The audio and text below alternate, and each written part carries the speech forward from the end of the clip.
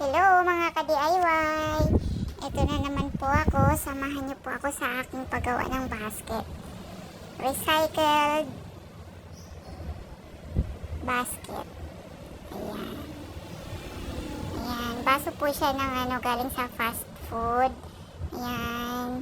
Kinupit-gupit ko po yan siya. Tapos, babalutan ko po siya ng yarn. Ayan. Ayan. Alternate lang po yan pag ng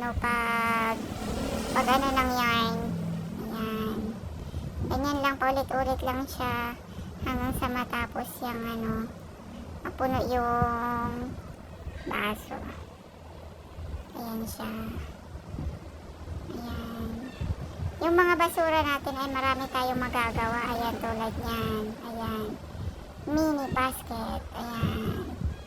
Pwede rin natin gamitin yan. Lagyan ng kung ano-ano. Tapos, sasabit. Pwede rin. Ayan. Yan, nilalagyan ko na po siya ng handle. Ayan. Malapit na siya matapos. Ayan. Ayan. Ang cute lang po niya. Ayan.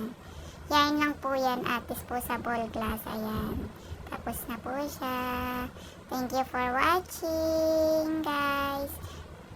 Bye-bye.